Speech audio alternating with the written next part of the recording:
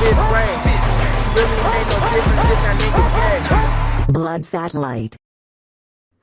And I think other people have noticed this before. There's a huge overlap between these flat Earth conspiracy. I guess it can be called a conspiracy theory. I like to use that word sparingly, but I do think this is a conspiracy theory because so much of this thing rests on all the governments of the world and most people knowing this but keeping it a secret, because as you'll see, it keeps expanding the conspiracy to include like science fiction writers and stuff.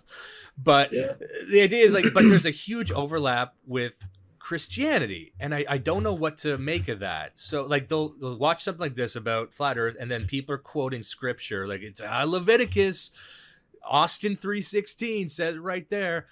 And and I'm like, I guess, but I can tell they're really massaging those words to mean what this is. But on top of that, I'm like, I don't know. Like, it makes me wonder: are Muslims into this? You think? I doubt it. I've never I don't think they're as distracted. Yeah, well, why is it a Christian? So is there a Muslim flat earther? It would seem like it might pair well with that because they are anti-materialist and they're not huge into science and they're big into like the great Satan and all that stuff. But I've never heard of a Muslim being into this stuff. I've never heard, maybe there's Jews. I've never seen a lot of Jews. It seems to be only white Christians, unless like maybe I'm way off on this, but that's just something I've noticed. I'm sure there's plenty of Muslims living up in caves who look at the sky and think that the moon is, something other than what the moon is. But I don't think that's a Muslim thing. I think that's a caveman thing. But I think they're, you're looking at simple-minded, kind of low IQ cavemen. They're going to believe weird shit, but they're not going to build these, mile-high theories about it. They're just going to say, nah, the moon is cheese.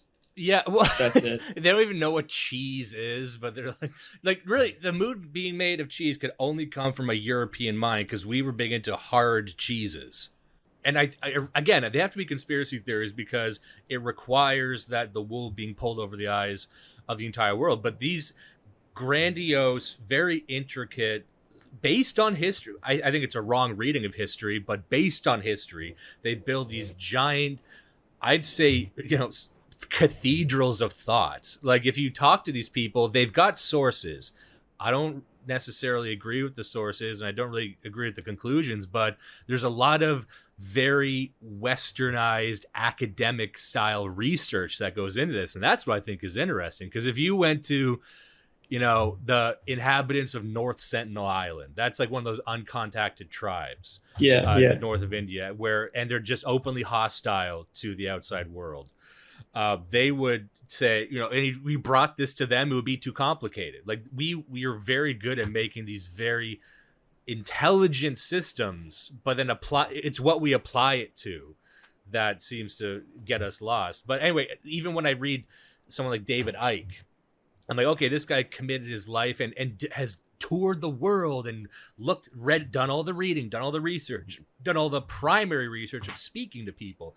His conclusion is just that, the moon isn't real and that Jupiter is a giant signaling station to create illusions and stuff like that. But at least he went out as a Western academic might to try and get it. Whereas if you brought this to an uncontacted tribe, they wouldn't even know where to begin to unpack that. It would be too complicated for them. They couldn't process it.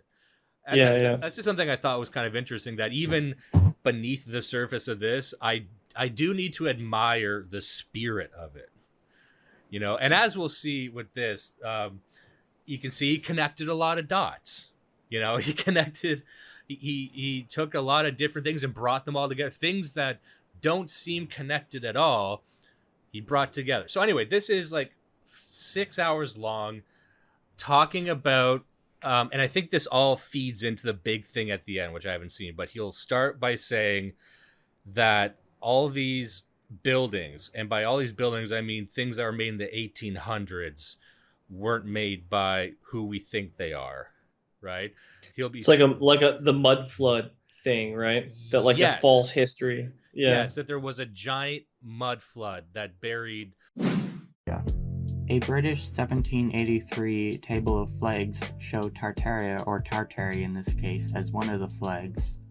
The theory is that this civilization was much bigger than thought and could have existed for hundreds of years. The inherited buildings buried under the mud floods is attributed to this civilization, and in extension is believed to have been worldwide.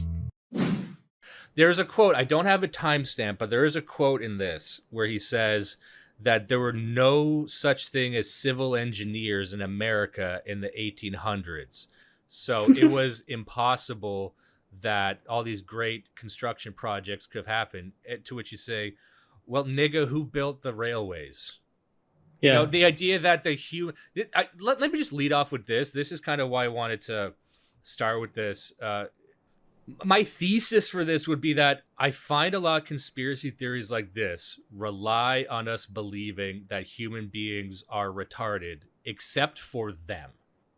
You know what I mean? So Yeah. you would have experienced this if you ever heard originally people talk about the pyramids. Like, it's impossible that humans built the pyramids. It must have been aliens, because look how huge they are and how complicated these little secret passages are. In reality, building a pyramid is one of the simplest things you can do. We know exactly how they did it. It's as a large construction project. If you throw enough slaves at it, it's actually not that hard. The pyramid project is a very common project for the 6th grade. If you found this video, chances are you have to build one and you're looking for some ideas. This is how we did ours. But it's the belief that we were always too stupid to do anything, and that it was impossible for human beings to even conceptualize doing these things, which meant that it was either aliens or, in the case of these guys, some ancient race that is no longer there. But I'm just going to start here. Our journey begins in the unlikeliest of places. Oh, first of all, you'll notice that I have it at 1.5 speed. The reason is because at normal speed, it's like this. 19th century St. Petersburg. At the entrance to St. Isaac's Cathedral. The city cold, the early morning mists dissipating with... It's a lot of this. It's a lot of... He speaks very slowly. He's also coloring it in, like he's telling it like a campfire tale. Yes. When it's supposed to be a documentary. There's a lot of poetry in this. So 1.5 speed is what I'm going at here. So let's go. The approach of the sun, and our boots caked in mud. The year is 1860, and while St. Petersburg stands regal and proud, its inhabitants are nowhere to be found. It is quiet, too quiet. So the population of St. Petersburg in the 1860s was, we are told, roughly 500,000 people, and yet there is not a soul in sight.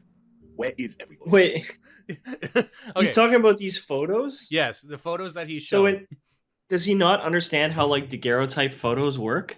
No. It's like, why are there no people in these photos? That's how photos worked for a long time, dumbass. It takes like an hour to expose. Like, this is... Oh, that's it, because I didn't know. Is that how that works? So you would set up the camera, and it would take a while to expose, and wouldn't you like capture the people? look up classic daguerreotypes. The way that you have to expose it. They don't have flash bulbs or anything, right? So they're exposing in natural sunlight. You can only take photos during the day, and you have to. The only thing that shows up in the exposure is shit that is motionless. So even trees look like a blur. And you can even see in this, there's like bushes and stuff that look fuzzy, because the only thing that's motionless, like the building, is what shows up.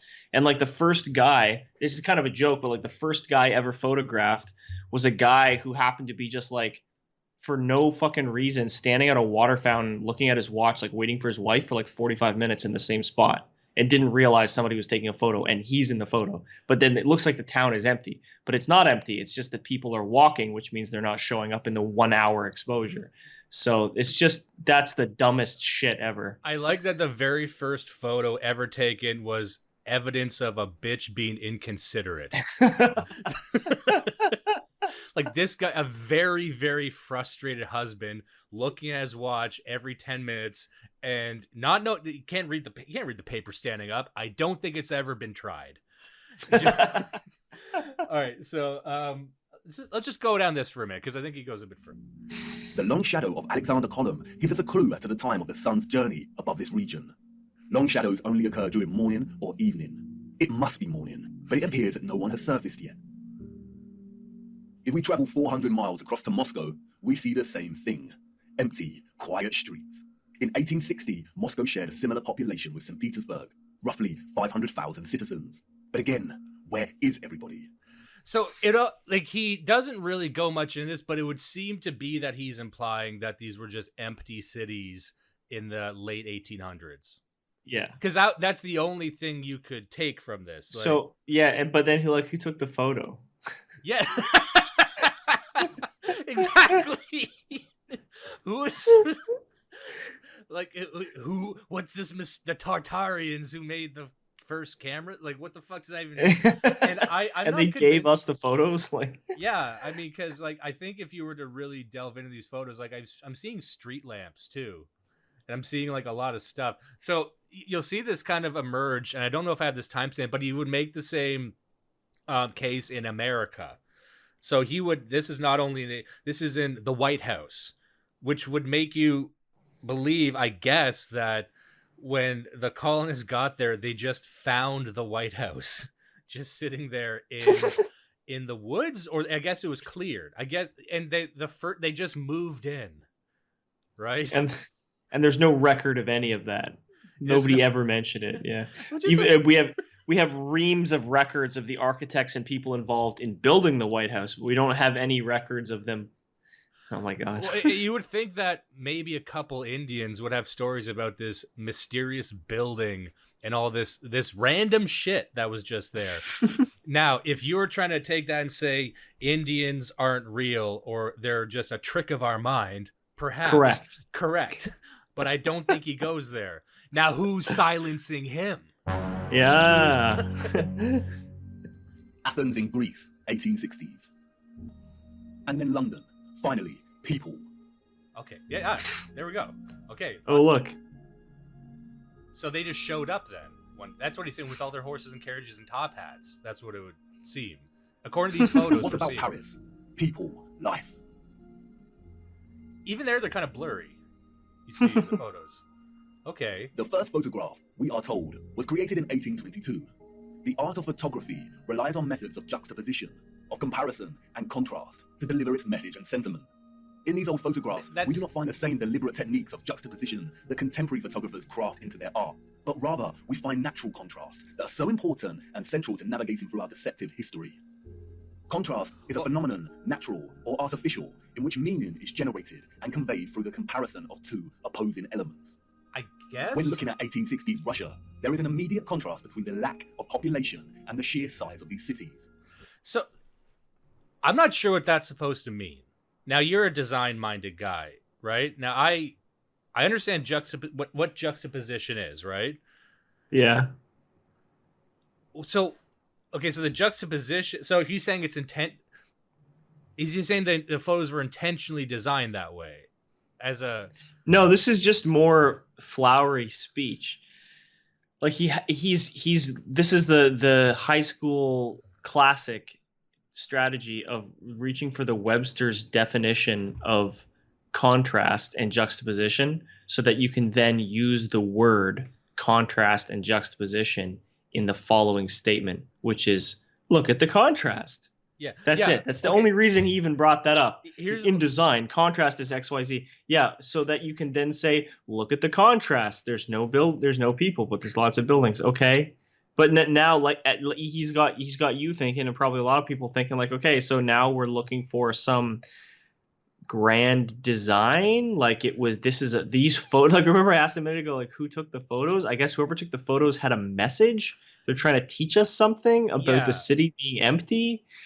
What that photographer could have done to really increase juxtaposition and to send his message is take a photo of a sign he wrote that said, "No people live here. Isn't that odd?" Yeah. He also could have like hard boiled it like a meme. Or great. He wouldn't need to take a photo. He could just make that sign and carry it around, and then everyone would be talking about it. Everyone would be talking about, wow, look, what's up with these cities that we just found? There's no one there. There's no one there to see it, Dimes. Yeah, is this that just people didn't exist until 1890? Yes, I feel like that's what he's getting at. I don't know. Oh, no, they didn't exist in St. Petersburg, but apparently they were there in Paris for whatever reason. I don't know how you begin to parse through the Napoleonic Wars with this in your mind, because then you just need to be like, no, that didn't happen. This march didn't happen. They didn't even know. Like, and Napoleon was lying because he was in on it. He was in on it with all of the people he was marching against, because you know, it's whatever. Okay, so that's just one thing. I'm going to skip ahead. You see, what lies beneath is not the unfamiliar traces of previous generations, but of the same generation that built these structures. And once you really see this kind of sunken, buried infrastructure that exists in such prevalence across our world, you can never unsee it. Just the people listening, he's showing images and photos of these buildings, and people are, I guess, excavating it and revealing walls that go into the ground, and I guess some windows and whatnot. And here is one, a photo. Old churches are actually the original first floors with consistent entrances and windows. So there is a bit of truth to this in some respects, because he's going to go in every direction with this. But the idea that over maybe hundreds, sometimes thousands of years, there can be the land or the dust and the dirt kind of buries things. You see this especially in the desert. You see this all over the place. And when they dig out, you know, not Stonehenge, but those Easter Island heads, it's like, oh my God, this is a huge figure that goes deep into the ground. And part of that could maybe was buried, or maybe over time the elements just took it. So there is something to be said for over time, hundreds of years, things do get buried. You know what I mean? So yeah, of course. So we see mosaics unearthed. Yeah. We see pillars, columns, and arches that were originally much larger. You see, here's one we're looking at right now where it looks to be some kind of chapel almost made of stone. It's like before, after, and then the after is only a few extra feet. And it was very clearly covered some kind of sand or dust or rock. It's like, aha, what the fuck? Yeah. I'm like, well, that's different than an entire like bunch of floors beneath it. Or can you imagine? Yeah. This guy going to visit his aunt, and he thinks that his aunt is dead because when he goes into her house, there's just piles of newspaper and garbage bags, and he's like, and like she's a hoarder. And then once they dig her out, he doesn't care that he finds her lifeless body in there decomposing for months. He's more interested in the fact that he's uncovered an ancient structure erected by aliens. Like, there's a sofa in here. There's a living room. There's a guest room with a pull-out bed. It's amazing. Who built this? Why were there 75 dead and mummified cats? How could this have happened? I'm like, you know what? Neglect does a crazy thing to a bitch. Yeah. Larger, and it was the layer of soil that reduced their size, as if they weren't big enough to begin with. That just sounds like he's pissed off, like as if they weren't big enough to begin with. Sorry they wanted to build big shit. Don't get, what, you get pissy at them now? Here's one where I know you're a design history kind of guy. Like here, they're standing at a ruin right now. There's people standing at a ruin before and after, and they just excavated a ruin. And he's like, what the fuck? And I'm like, yeah, it fucking, and it looks like they rebuilt it from the before and after. They're standing at some like ancient doorway here, and it looks like they went in and they rebuilt it, and this blows his fucking mind. It's like, yeah, well, that's a thing Europeans were into. We actually went in and fixed a bunch of shit that all these dead guys left behind, and that their fucking great grandchildren didn't give a shit about and just let rot. Maybe somebody in the chat knows. I can't remember the name of it, but there was like this Greek, maybe it wasn't Greek, maybe it was like Byzantine or something, but like this cult of like Orthodox Christians that believed in it's kind of like where Buddhists will go up and live on a hill, but these monks would go and live in like the ruins of antiquity. So you would go, this was like, 800 AD, or this is during the Dark Ages. I think it was the Byzantines, I think. Yeah, so it was Byzantines, or maybe. The Visigoths or something, maybe. Yeah. Yeah. So the point is like Roman has fallen, Greece is bygone. All these Mediterranean civilizations some of them are 1,000 years past, but their stone structures are still there. Many of them have this has been built up with mud and sand. Many of them have seen multiple generations of herders and nomads and whoever have come through. Sometimes a village is sprouted up there, and then there's maybe there's a drought, and then that village is gone, and that's altered the landscape, and that they've added and removed things here and there.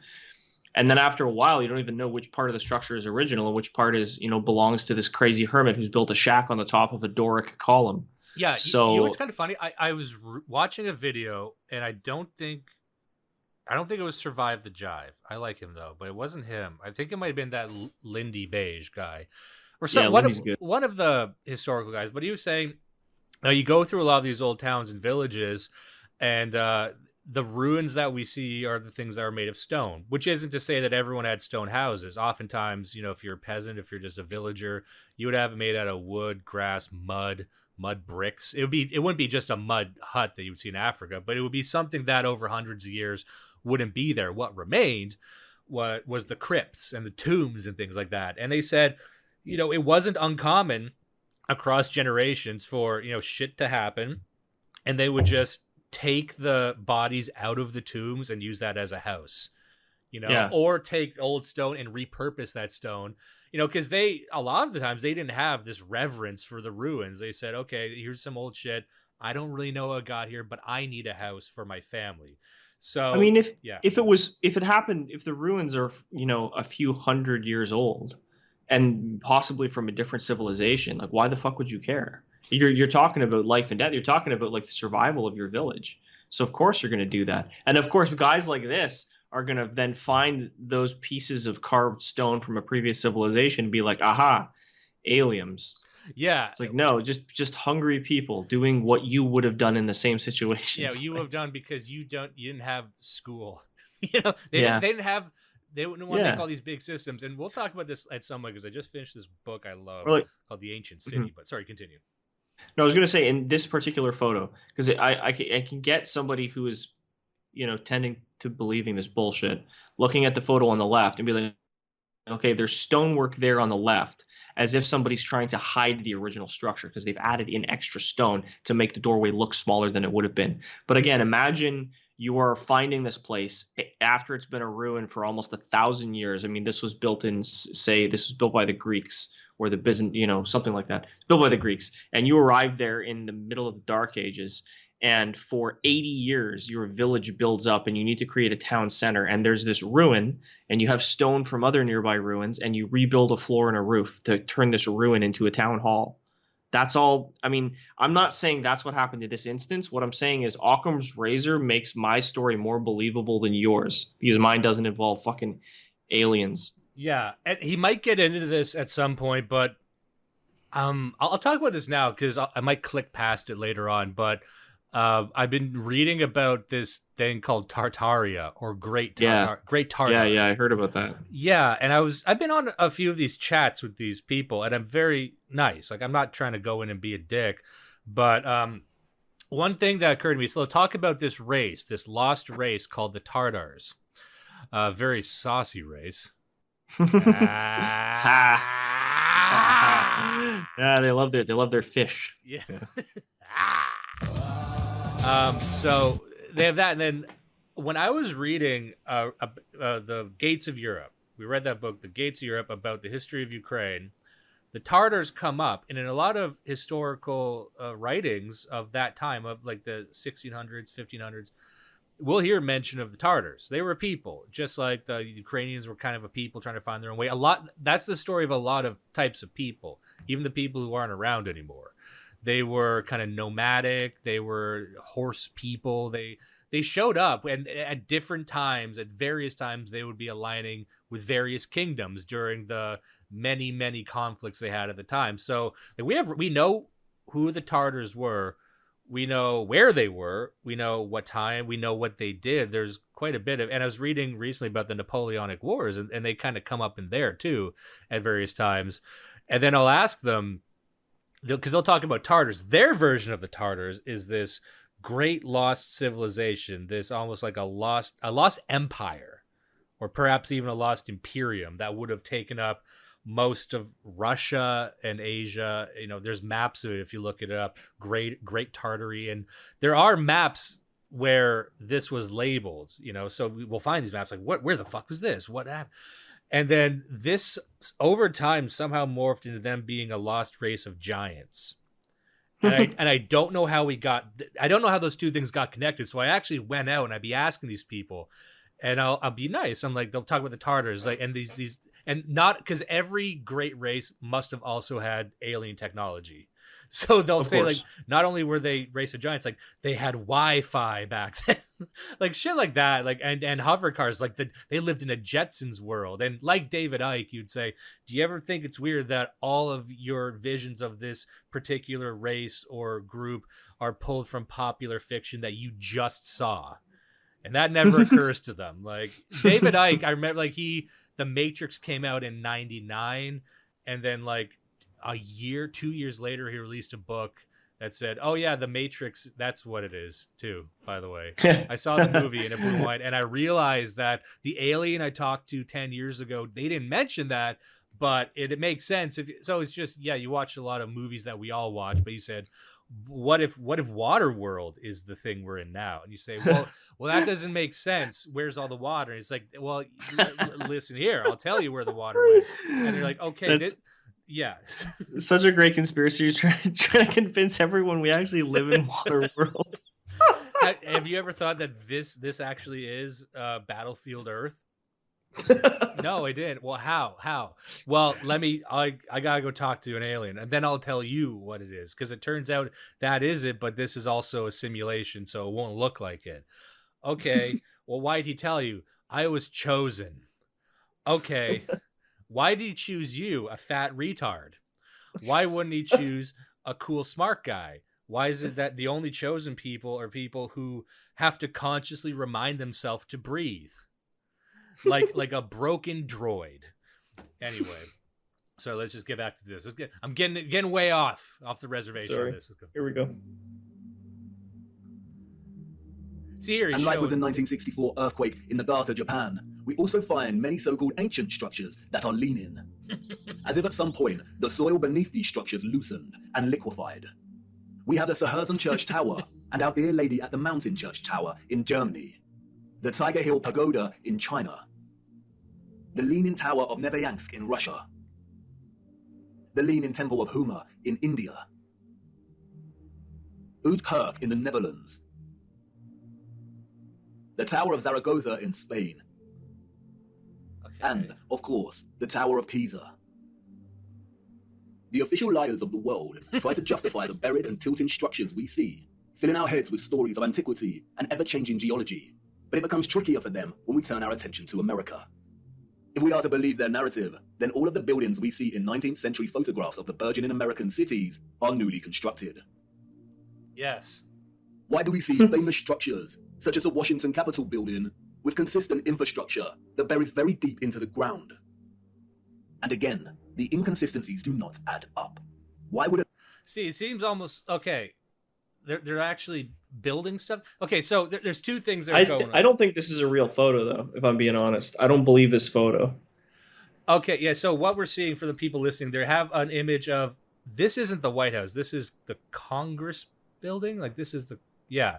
So they're excavating it with modern machine. This is a modern image, take it, color photo, and there's all kinds of cranes and shit there. And they've dug, how deep would that be? Like 100 feet in the ground? More. I'm not good at measuring feet. I only measure in inches. It's about 20 meters, I would guess. Yeah, that's 15 or 20 meters. For the Yanks listening, I don't know how many fathoms that is, but it's, you know. So okay, no, it's sorry. Yeah, I'll do the conversion for you. It's 0.4 American football fields. Okay, I get that. But yeah, so and two things there he's saying.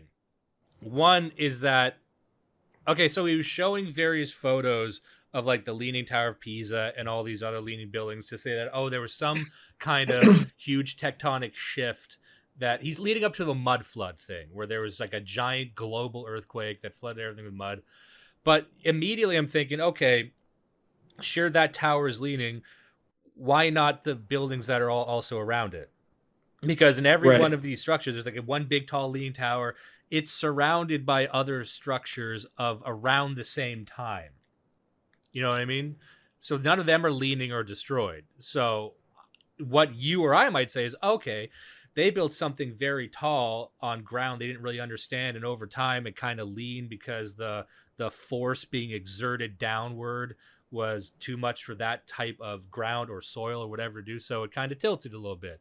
And they weren't retarded. They knew what they were building on, but maybe over time, it's a testament to the architecture that it didn't fall over completely.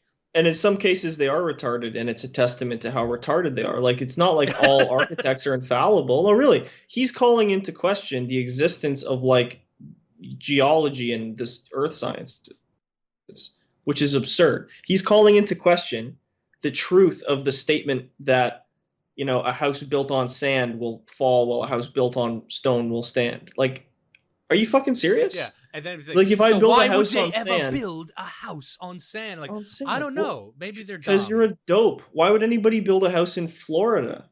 I don't know. That's actually good. Yeah, no, honestly, because I would hear stories. Everyone kind of knows this who lives in LA or in California, but also in America. But that LA is built on a convergence of these 3 tectonic plates, 3 or maybe more. I don't know, but at least 3 tectonic plates. There's these huge fault lines, and they're saying within a century, maybe there's going to be one giant earthquake that's going to just decimate the region.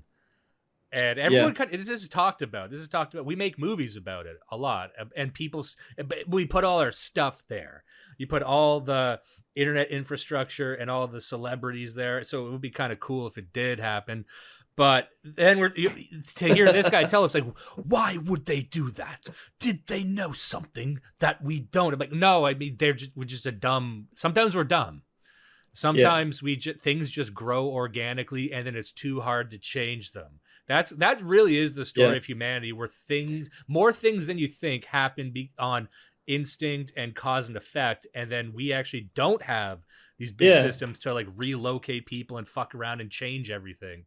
That's a big, you know, arrow in the hide of a lot of conspiracy theories, is this idea that like you're rationalizing it, but then you're expecting a national government or all governments together to rationalize like you.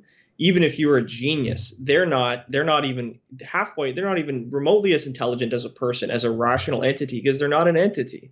They're like an amoeba. I mean, it's the madness of crowds. Like, it's not.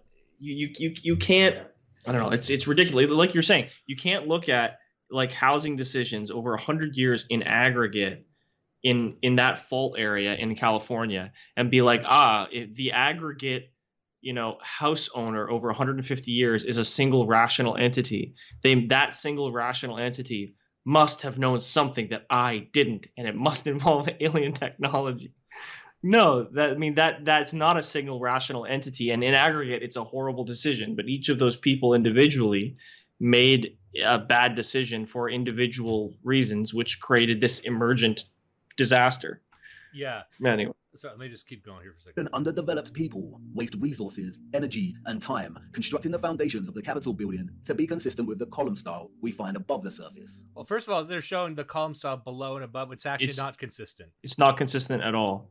And in fact, that's probably just piles to support the steps, because there's nothing there to support it. You notice that it's only on the steps? Yeah. Right? Like, why would you build a massive foundation in it? You can just backfill with, you know, aggregate. Now that I'm looking at this photo, it's only the steps. Because then if you look at the rest of the building, over here, you can see my cursor. That's all just ground. That's all ground. Yeah. That's not part of the stone they carved. That's the stone they took out. And wouldn't you know it, the Capitol building is not leaning. Huh. Interesting. Coincidence? Yeah, coincidence that we have the capability of learning things. It is hilarious. This guy wants to call out buildings that are leaning, but then he also wants to call out buildings that have foundations. It's like, okay, so the two. What could this mean? Right. The foundations did not have to feature columns. Columns, we are told, are a stylistic choice, not a functional one. So right away, we are told that columns, there's no reason for columns other than aesthetics.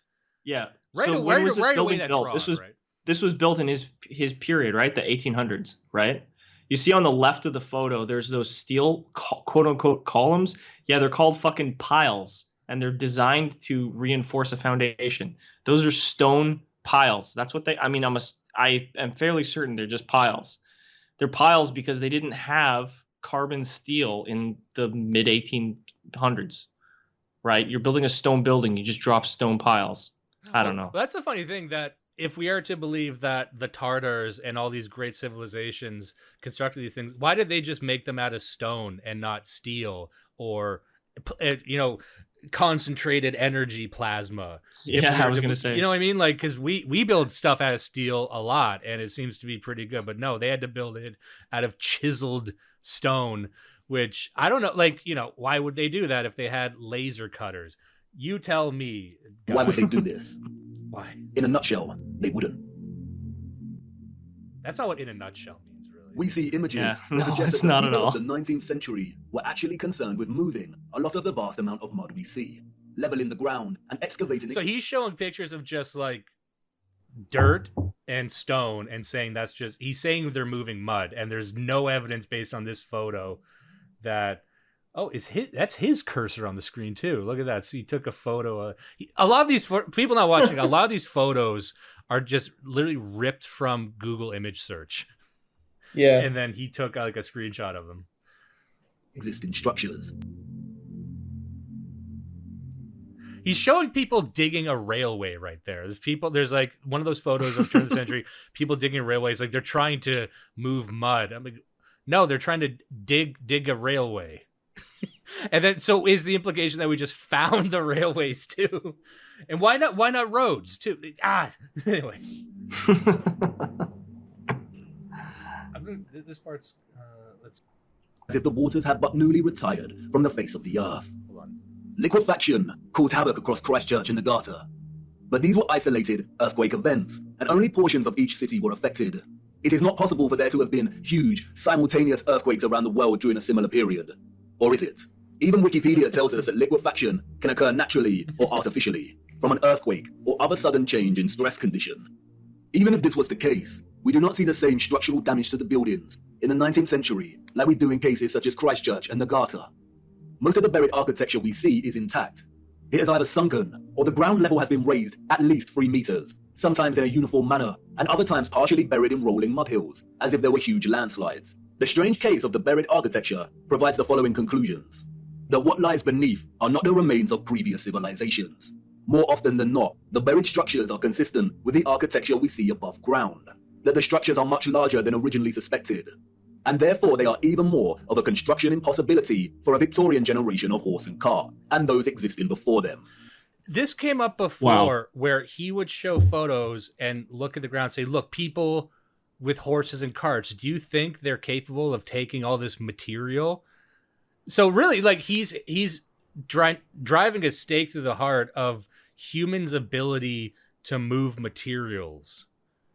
You know what I mean? Like, but even like that's such a rhetorical thing too, saying like, oh, because I don't think he's saying horse and cart as in like, oh, you can't move these materials using a horse and cart logistically. I feel like he's using horse and cart rhetorically to say, horse and cart is the peak of human technology. How could they have built this? But it's like horse and cart is not the peak of human technology. And this period you're talking about, you're describing it as horse and cart. We had electricity, we had magnetism, we were 150 years into the scientific revolution, we had calculus, we had all kinds of shit. What the fuck are you talking about? We had optics, we had electromagnetism, we had pretty advanced chemistry, we had germ theory, I think like late 19th century, right? Like this is not the fucking Stone Age. And really, like you'd almost make this argument if you want to go back like 1,000 years to where there's few records. You're talking about a period where it's our great grandparents, man. It's not that long ago. Yeah, and he was talking about the Victorian generation, and he's done no reading about the Victorian generation, so he thinks they were all just backwards retards. Like how, because then this fits in with their overall belief that humans are just dumb and incapable of anything grand, that's the heart of the issue that I have with this from maybe even a subversive point of view, where like you need to believe in your heart the unshakable belief that human beings are incapable of great things. And that's kind of what bothers me. That's why I take issue with this. And if this was just the belief of wild, whimsical things, I wouldn't even care. Like you could just say, oh, that's entertainment. That's just something we do to pass the time because it's kind of fun, like a child would do. But I'm like, the more nefarious core of this is the belief that we're not capable of organizing ourselves in such a way as to to create a monument. It's like, don't even try. And if anyone thinks that they can, you should talk them down. That's kind of where this would manifest in action, I think. You see what I'm saying? And that's why from a day-to-day, where boots on the ground, where our daily lives, like, these people are out there, and their mission in life is to say that anything humans have done is a smokescreen, and we are just peasants in a way, and we should not aspire to be anything else. See what I'm saying? Yeah. That's kind of the thing here. So fucking fed. Yeah. That natural topsoil accumulation and soil liquefaction are not satisfactory explanations for what we see here. Whatever took place had to be something much larger and widespread, such as a natural or artificial earthly cataclysm of sorts. As many of the photographs show, many citizens of the 1800s were responsible for moving much of the mud, leveling the ground, and excavating buildings, which suggests that whatever happened had happened very recently in their past. So this isn't even an ancient thing. This could be like, 50 years before a giant, and no one talked about it. Yeah. So that would be like, okay, if there was a giant flood that encompassed the earth that no one talked about it. It didn't even find its way in the Bible. You see what I'm saying? Yeah. Like, that would be, Yeah. and that people would say, oh, there was no great flood. So he's saying something less likely than the great flood happened.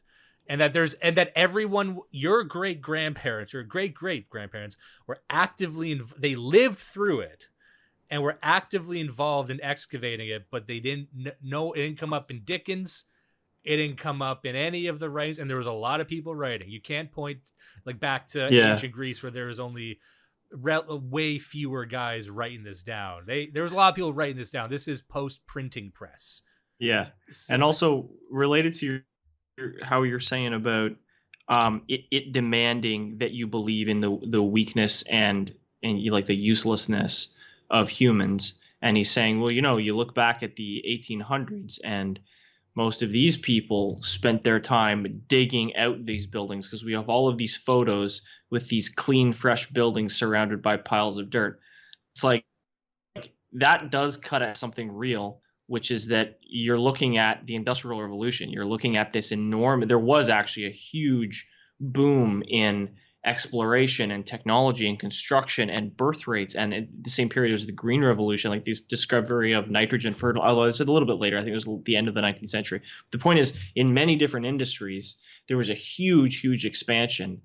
And as a modern person with a low IQ, like clearly this guy, looking back at it, it does seem alien, right? It does seem alien for a group of men arriving in a landscape of dirt and savages to, in one generation, turn it into this 9-floor Edwardian theater of marble, right? Like I agree with him that most of us today aren't capable of that, but that's not because we had alien technology back then. We had another thing.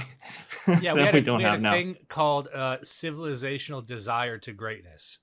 Yeah, exactly. And that's the funny thing. If he had a firmer understanding of or intellectual curiosity into philosophy or spirituality, instead of the kind of broad strokes I see them use with the Bible, I doubt many of them have read them. They've just seen other people quote the Bible, and they said, oh, that kind of fits my thing. But if he's trying to answer the question, why would humans aspire to greatness? Well, that's a great question. We can talk about that. And great men have tried. And great men have also asked, why have we stopped aspiring to greatness? These are all good questions and good avenues to pursue. However, I don't think it was, what would they be? Asian giant Russians? Giant Asian Russians. Giant Asian Russians, yeah, for sure. Really, I mean, if we're going to talk about the Tartars, that seems to give some credit to, my concept of Hyperborea. Yes. Like, I don't think that, and there's a lot of right-wing conspiracy guys on this. I think the way we get back to Hyperborea, if we want to get back to the Tartars, to get back to Great Tartaria, it's Hyperborea. It's everyone start fucking Asian girls. And I document that. How about that? Be British and talk about that. I think he's British, right? Why don't you go be British about Happas for a second? For 2 or 3 seconds. All right, this part I just want to go into. We could spend all fucking episode on this. I don't know if I want to, but it skips to the next thing, and this thing is about I guess it's about baby farming. It's about this idea of orphan trains. So I'll start by going here a bit. The mother knew she would never see her infant alive again. Most children, however, were not murdered, but were dropped off at the doorsteps of orphanages or the workhouse. All children taken into these institutions were given entirely new identities. They were provided for with shelter, food, and clothing temporarily, and then sent off to workhouses or another location. Photographs in the 19th century were scarce, but towards the end of the century, we see more photographs, and the last continent to experience such mass exodus of orphans was the United States. So for the people just listening, he's showing a lot of photos of children in workhouses in what looks to be like a glorified prison. So I skipped the start of this, but just to explain it shortly, this is what we talked about in a previous episode, where if, you make abortion illegal, which, there's arguments for that. There were times where abortion was illegal. Then you have what happened here, which is mothers just abandoning their children. And then the rates of abandoned children in cities primarily. I don't know if this applies to rural areas or villages or towns, but in cities, as you could probably imagine, they were a lot of orphans, a lot of mothers just dropping their kids off at fire stations, dropping their babies off at church, dropping them wherever. And then the church, as much as people like to shun them, they're the ones who started these orphanages. Like, okay, I guess we got to do something with these kids. So they would clothe them, feed them, house them, and then kind of send them off to work camps, which is tragic. These are very sad photos of kids with dirty faces working on, an industrial lathe that's the size of a room. And they're just like, hey, just whatever kooky bad thing. You can imagine thousands of them die getting sucked into fucking laundry presses or whatever it is. But that was more of just the era where I guess, or more fair to say, that is also current China. So, you could say like, oh, these children were disposable. Like, yeah, well, that's kind of there too. It's all over the world. It's sad and it's tragic and you don't like to look at these photos, but it is true. So this is them trying to solve the problem of women just leaving their kids. And we don't want a bunch of dead babies everywhere because we believe that, you shouldn't just have rotting babies in the street. I think that's a good civilizational ideal. So here we go. And it is here that we see evidence of the orphan trains. The first group of these orphans arrived in Michigan in 1854, and from that moment on, the movement shipped hundreds of thousands of children across the states until it ended in 1929. Officially, there were over 97 institutions involved in orphans and orphan trains in the 19th century. And again, this was not just the United States. Annie McPherson will go down in history as a woman who scammed more than 100,000 foundlings and shipped them from the United Kingdom to Canada, New Zealand, and South Africa, and even to the outer edges of the earth in Australia, so that they could be sold into child labor. Why do we see so many photographs of orphans in workhouses? Why are they working with machinery created for adult use? Were there not enough adults during this time to carry out this work? And then there is the strange case of the burgeoning American amusement parks at the time. Okay, so I think the foundational information here is true, that this did happen and that this woman did exist. And I'm sure there was a baby trade of some kind happening where someone saw a bunch of kids and said, I can make money by selling them off. And this is essentially what gypsies do, by the way. Gypsy culture in Europe is popular for just stealing babies, stealing children, and putting them to work on the street, gathering money for them, basically pimping them out, not in a sexual way sometimes, I'm sure, but in a way, because they're just, it's a resource. They treat them like it's a resource. So I have no doubt that this thing happened, right? And it is tragic, but he's going to take that and tie it to something else. But, of the things he talks about, I think this is actually the most reasonable. That there were cases of people like just taking kids and selling, like that happens now, stealing babies and selling them, right? Yeah. And here's where it kind of gets kooky, where it gets some conspiratorial. Turn of the 20th century. In addition to rides and exhibits, many of these parks featured an unusual attraction: infantoriums. Visitors of these parks could stroll around with ice cream and swing by these stations, a visit equivalent to that of a fully functional neonatal intensive care unit, complete with incubators filled with sleeping, premature babies. History has been kind to Martin Cooney. Touted as a hero, Cooney was the German mind behind the incubators. His first encounter with premature babies, we are told, was at the 1896 World's Fair. He knew immediately that the exhibition would save babies' lives. The technology to keep premature babies alive was expensive, and he knew the public would pay to see the babies in incubators. He would charge an entrance fee at the amusement parks to generate funds to help these babies live. Nurses tended to the babies as an enraptured public looked on. So this sounds kind of good, though, right?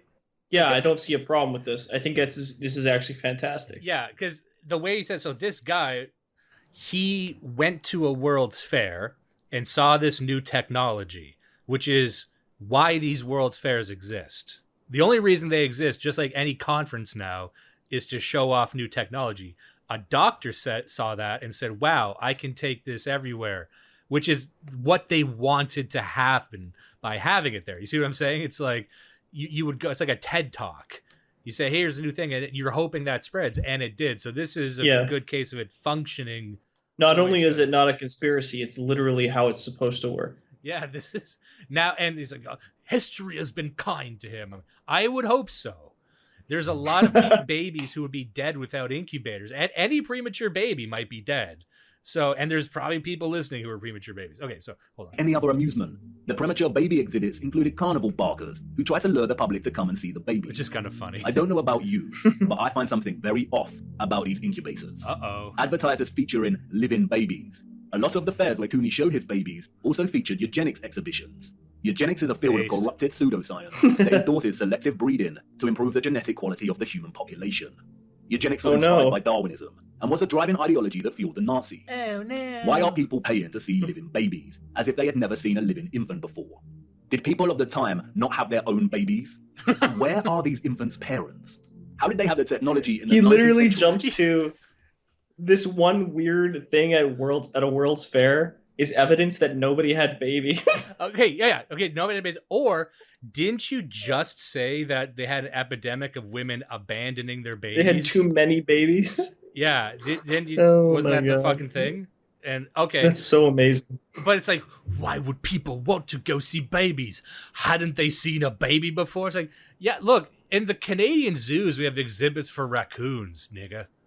Like, if you've been to the Toronto Zoo, you'll go in and they'll have an exhibit for fucking seagulls. Yeah, I've seen a seagull before, but you gotta have it.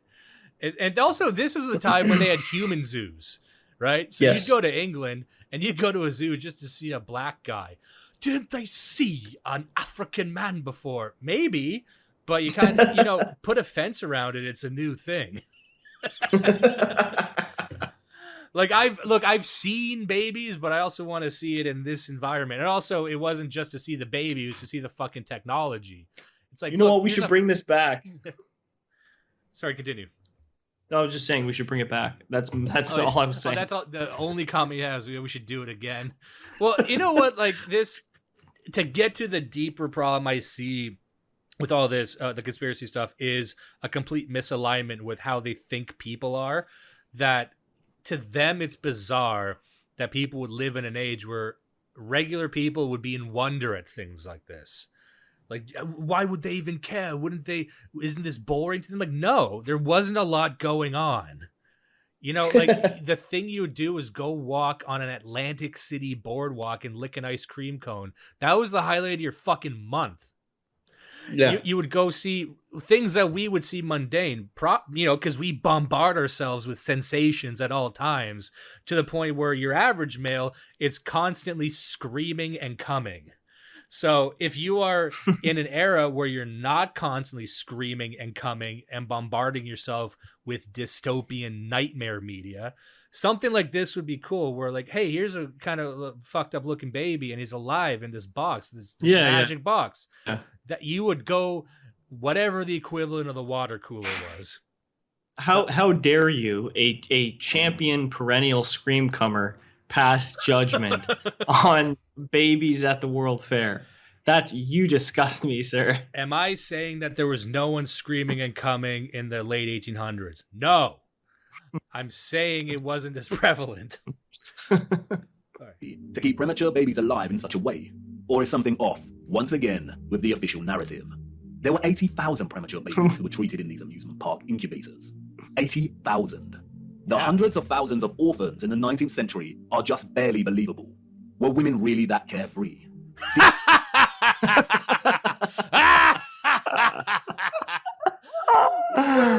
women This is that the thing. carefree? It beggars belief. This fucking guy. Why would women really have premarital sex without thinking of the children? Like, where do you begin? In an age where abortion is not only extremely painful, dangerous, and difficult, but also illegal and frowned upon as a taboo in society, yes, fucking yes, there will be a lot of orphans, you absolute inconceivable dumbass. Would Jesus Christ. Women be that careless? I don't know. It seems that the one issue that every woman only cares about in every election is their ability to have irresponsible sex for free. I can't. And have it covered. I can't. It seems to be that's a thing they're known for. Sorry. I actually don't. This has completely thrown me off now. That he would make. I'm incredulous.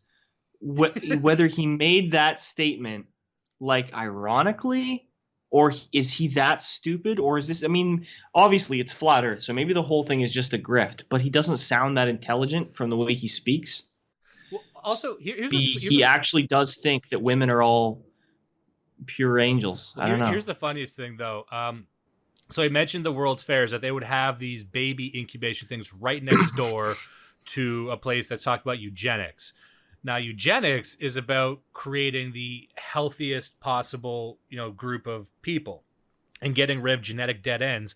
That seems to run completely against what these incubators are trying to do, which is take arguably genetic dead ends and preserve them.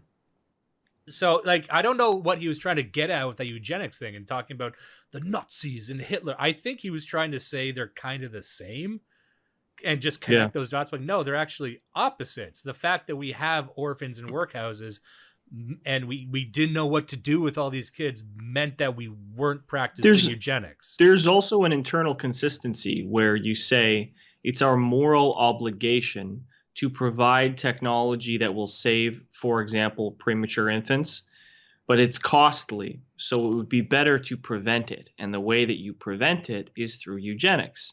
So eugenics isn't about killing people. It's about not preventing the birth of the weak, but preventing the conception of the weak. That's eugenics, right? Eugenics is not evil. It's good. It's good for everybody. It just means that you're born stronger so that you don't have to go to an incubator when you're born. Yeah. So let me ask you this. We're at 59:35 in. Is your mind blown yet?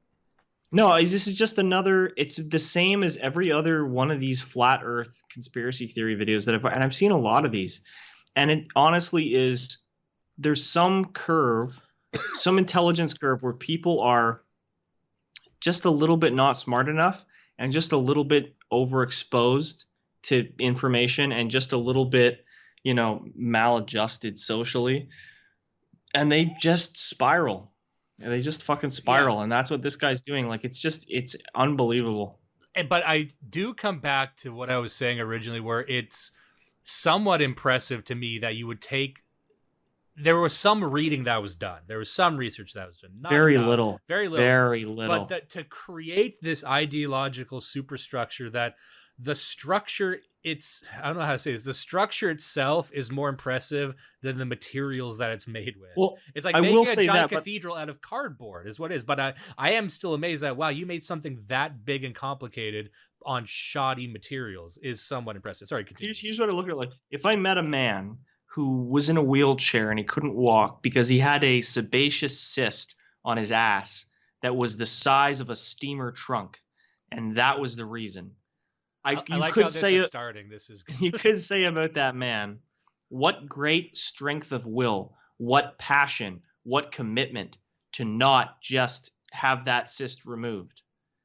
But you know what I mean? Yeah. But at some point you have to look at the other perspective, which is what kind of an absolute idiot are you for not just having it removed at any moment over the past 30 years? And that's, to me, these type of people where it's like, yes, it does take an immense commitment and passion to literally ignore all observational reality for your entire fucking life. I applaud you for having been able to actually do that. I don't think I even could. to ignore reality the way that you've been ignoring reality. That's what blows my mind. And let me, right to that point, another example would be if anyone ever read those Ripley's Believe It or Not books. And I have a feeling a lot of these people were like us, like they were really into, Guinness World Records and Ripley's Believe It or Not, and they're really interested in oddities, because a lot of this stuff is pulled from oddity trivia. You click around the internet. So prior to the internet, you would just buy books about weird shit. But one of them was the guy with the longest fingernails in the world. And people probably know what I'm talking about. It was this like Indian guy, I think, and his fingernails, he never cuts fingernails, and he was like in his 70s, it looked like. It's hard to tell with some of these peasant guys because they could be 35 but look 70. But his fingernails, they were so long and they're yellow and they're like, Christ, I don't know how long, like 6 feet long, it seemed, because they would curve around and spiral in on themselves. And then it would be like, look, you have no idea what this guy's life is like, how he sleeps. And I'm like, yeah, I get that this is a heavy burden for him to carry. What he could also do is trim his fingernails.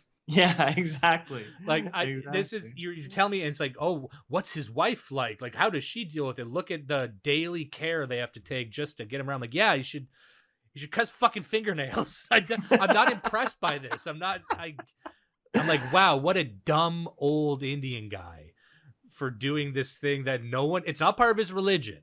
This isn't like a tribal thing. He's not some chief where this is written into their people's ancestry or something. Like, this is just a guy who just one day, probably to piss his wife off. Yeah. Probably should. You never cut your fingernails. Like, I'll show you, bitch. My bitch 9-year-old wife. Yeah. That's why I picked the cyst as an analogy too. It's this idea, like the cyst or the fingernails or this with these conspiracy theories.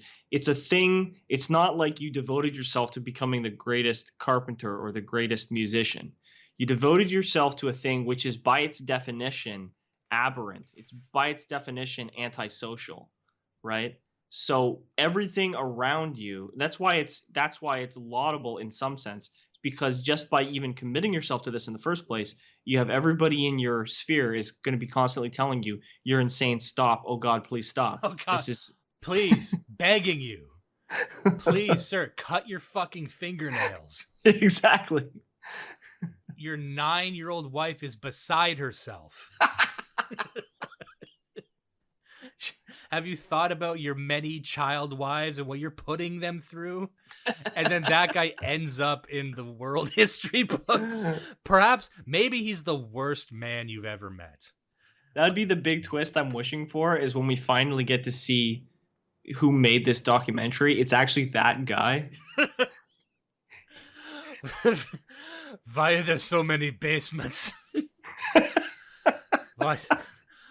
What is up with all these basements? What's the deal with basements? Who built them? Why are they even there? You don't want to go down? You want to go up? Want to go down to the grave? And then people digging them up. Put it back. The mud came. I say thank you to the mud. Who caused it? You know what? It was the Jews. And Seinfeld got red-pilled. All the Jews buried the buildings. Good for them.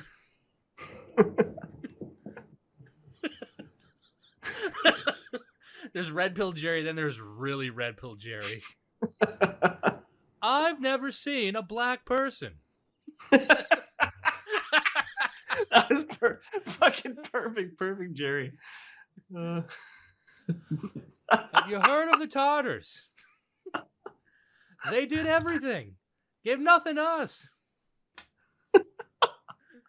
We're going to come back to supremely red-pilled Jerry at some point. But I want to get... Because now, okay, we're at a part here where we're talking about water. And now we're getting into science. And I think you're probably going to have... You're a very technically minded guy. And I'm not. I'm retarded with a high verbal IQ. So I'm very persuasive. But I got a whole... It's a clown show in there. But he's going to talk about water and how water works. And this is really the flat earth part of this. So it is the driving life force behind the carbon-based organisms that flourish on our Earth. Water. It borders and separates our lands and collects and solidifies at the inner and outer regions of our flat, stationary realm. God should have sent a message to the inhabitants of Earth and been precise and told them to watch the water, to meditate on its function and natural laws, because in their time, a great deception would be cast over them, like a cold shadow of an unknown, nefarious king. And maybe God did send this message in the form of a flood, but its truth was mythologized and buried, and the lie propagated in spite of it. Well, I mean, it wasn't buried. People talk about it a lot, but okay. Yeah. Rest in water does not curve and convex. The natural laws of a rest-in body of water insist that it takes the exact shape of the container it fills, and always finds and maintains a flat level. Rest in water always rests flat, and watching the water when we sit at vantage points. When journeying above in planes, and before we take a sip from our drink, we must remember to never forget this law. Most of us instinctively understand the laws of water. So it just implies there that every time this guy drinks water, he's probably thinking about flat Earth. That's the little asterisk there. I just He find probably is. Just thank God for this signal they sent. Like, okay, like I'm not a scientist. I don't have any science aside from what you would learn in high school, and I did famously bad in chemistry.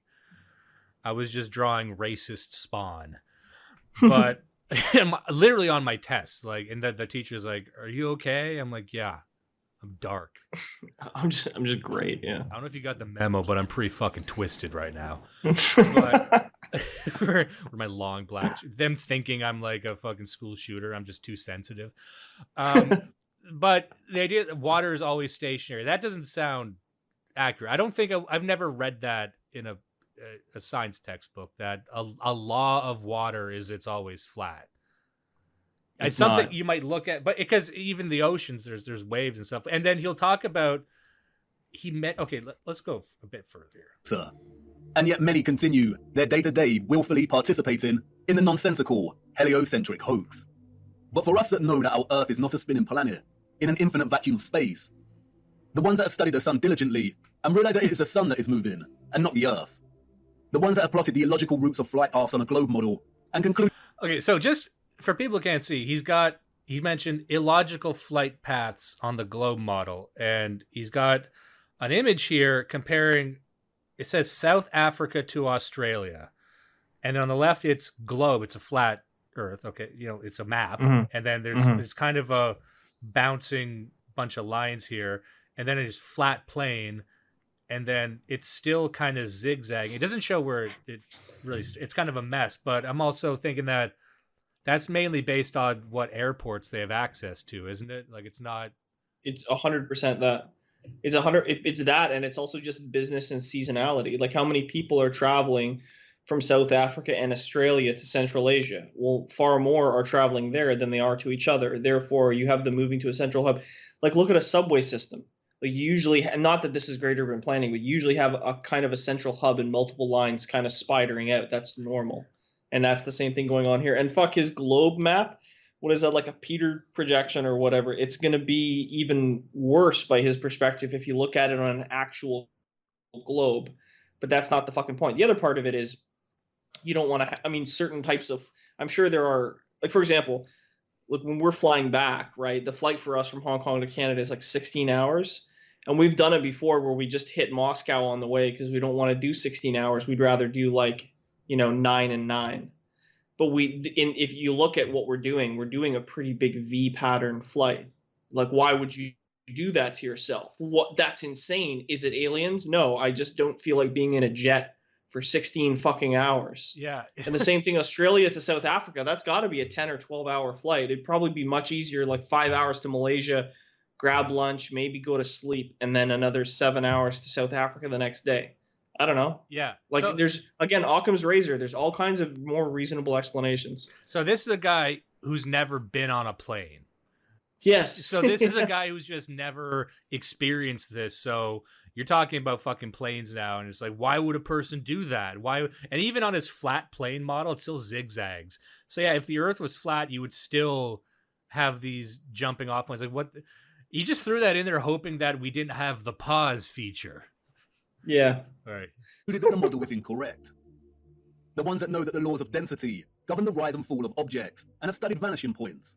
The ones that have forsaken conventional telescopic lenses pondered rainbows, Vanishing points. sundogs, Oh my and the god. stars. Can we stop for a second on vanishing points? Okay. Vanishing points are an artistic shorthand for people to draw in perspective to represent a 3D plane on a 2D plane, right?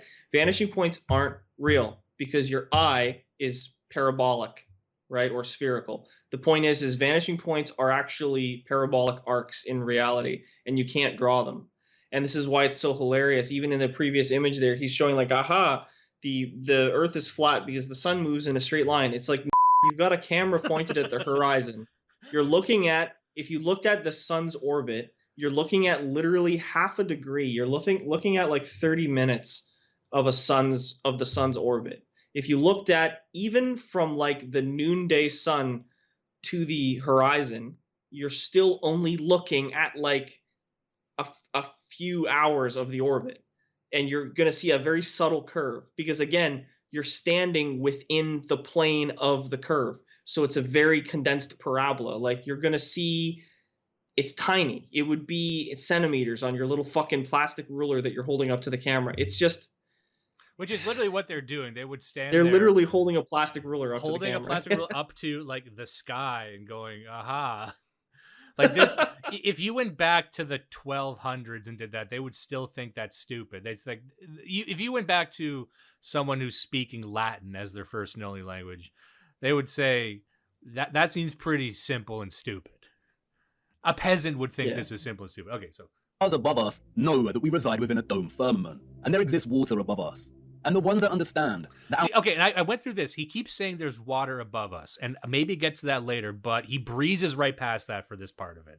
So there's like all this like water up there. Okay. our entire enclosed Earth system is governed by electromagnetism, frequency, and vibration that emanates from a central magnetic North Pole.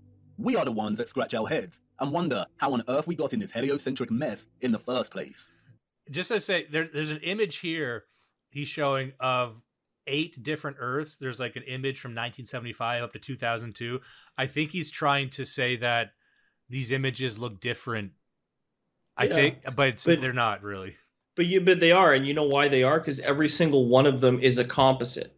Again, who took the fucking photo, man? Yeah. All right. So here we go. And if meditating on the stars in the water beyond our firmament long enough, and on the electromagnetism, frequencies, and vibrations that make them twinkle through so many shades of vibrant colors and geometric patterns, one might perhaps, just perhaps, ask, is there something more to electromagnetism? Something that has been missed or overlooked? Something untold or hidden? Well, now the person who's going to figure out if something was missed in electromagnetism is the guy who has no education or insight on electromagnetism. Has never been on a plane and trusts women. Yeah, yeah, damning. A damning indictment. Electromagnetism is a fundamental force of Earth. The electromagnetic field takes the form of a torus, in which all electromagnetism, frequency, and vibration flows. A toroid is a revolving surface that takes the shape of a donut. Which also isn't what the Earth looks like in the image he just showed. So he's trying. This is a thing that's central to flat Earth theory. I'm not a scientist. I don't know much about electromagnetism.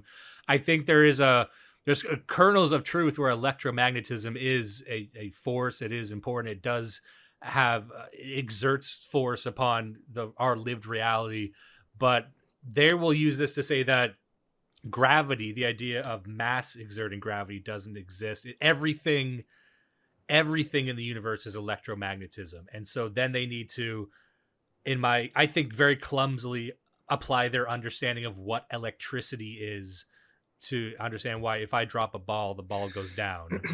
Yeah. And if you drop a ball, why doesn't the ball create a spark when it hits the floor? Because that's how fucking electromagnetism works, dumbass. Yeah, and so he'll also say that, and he'll get into this in a second, because this is the funniest. I'm leading up to the funniest part. Then we can stop this and get to something else. But, and maybe we can come back to it in the future or something. But he'll talk about how there needs to be 2 poles, right, to create electromagnetism. And then the North Pole, in their models, at the center of the Earth. And they will also say there's no real South Pole. Right? So how does that work?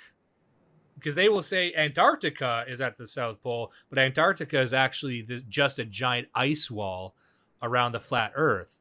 So there actually is no polarity on Earth in that sense, or where is it? Because they'll say the North Pole's at the center. Then how does this electromagnetic model even work?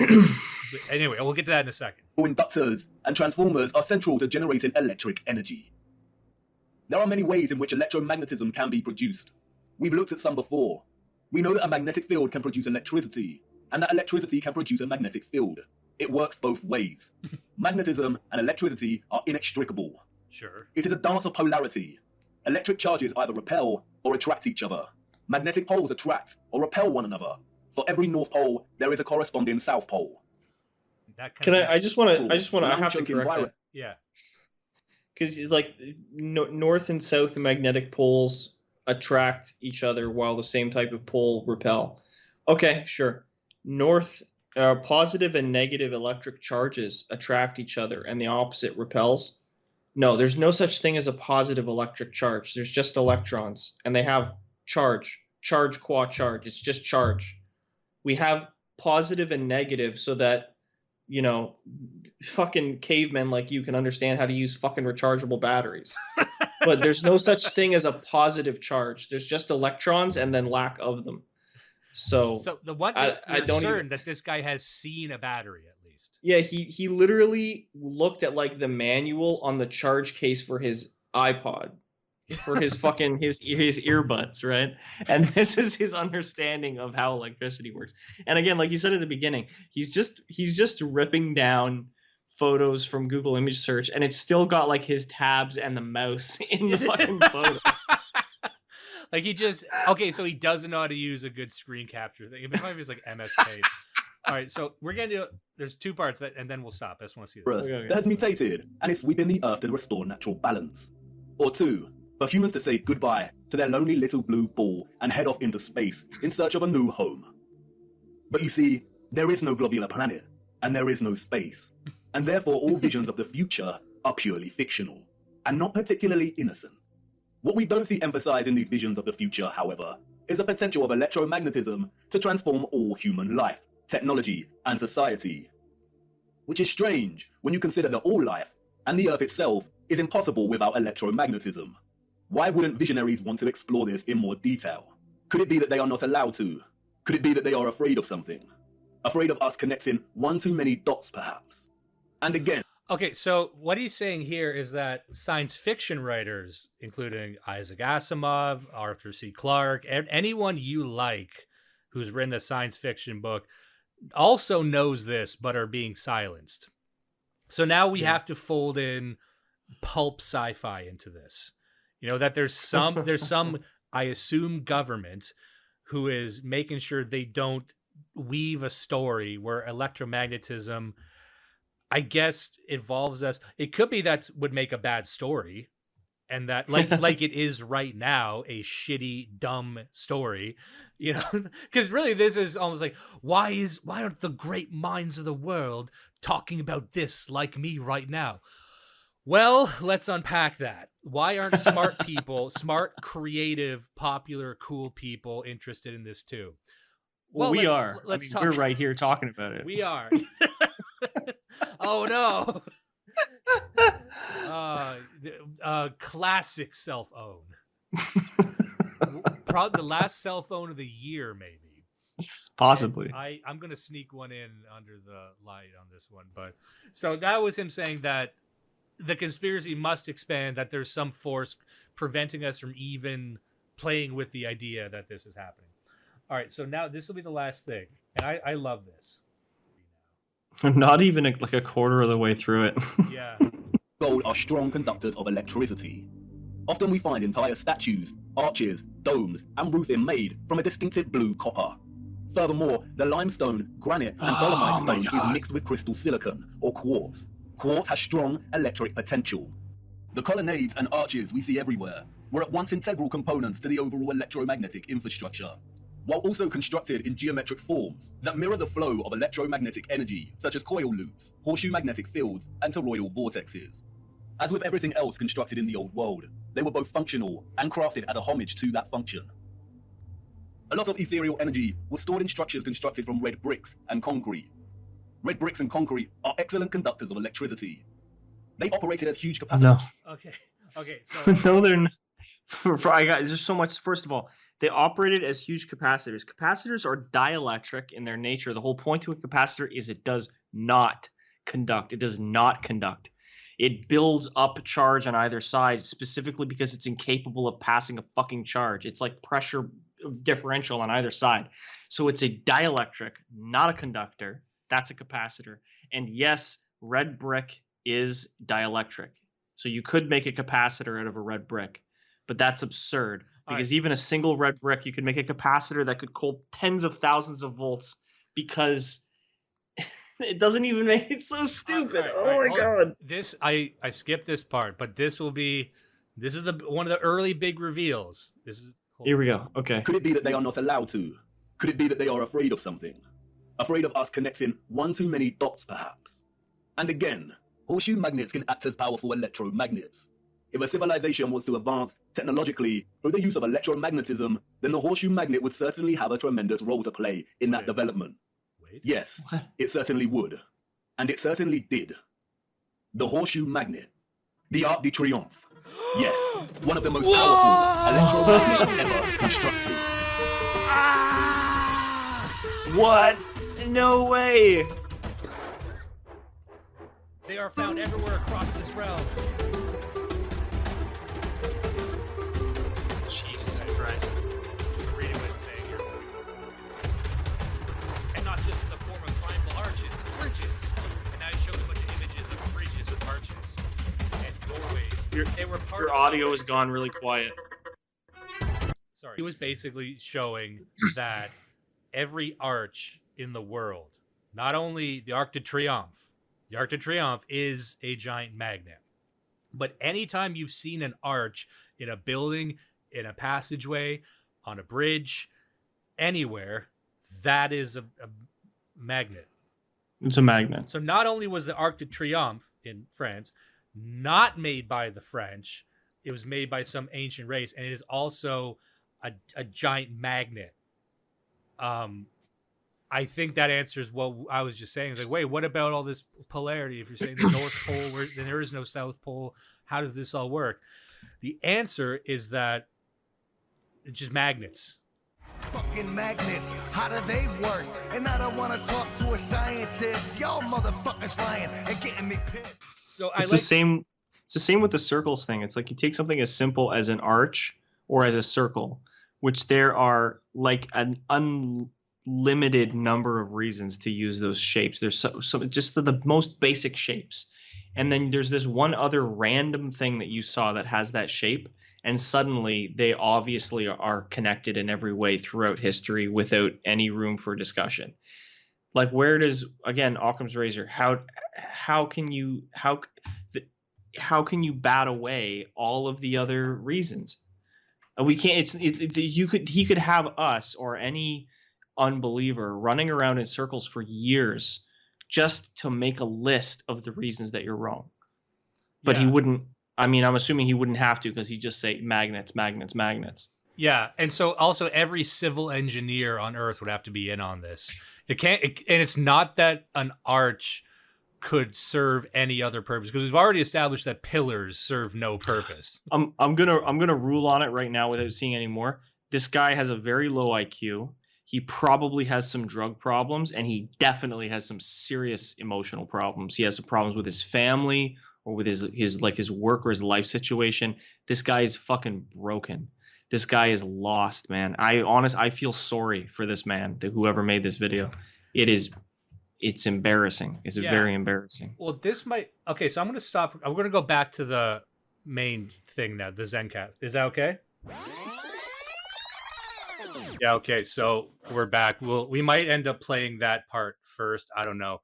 But yeah, so just to cover that, this will kind of lead into the next thing I want to talk about, because I didn't have a real solid foundation for this or a thing to apply to. But as we're discussing this, it kind of came more into focus. And you had mentioned like emotional problems. You'd mentioned that this person specifically, and I don't want to, throw stones here, because I don't know this guy. We don't know anything about this guy. I came across this came across my desk, and I watched it, and I thought, like I said, that this was a troll, that this is someone mocking this type of person. But there's a lot of people who take this It might be. It might be. And if it is all, hey, you got me. But there seem to be a lot of people who take it very seriously, and they want to. And I was doing a lot of reading recently on something that seemed like it might be adjacent to this. So I was reading a lot about nihilism.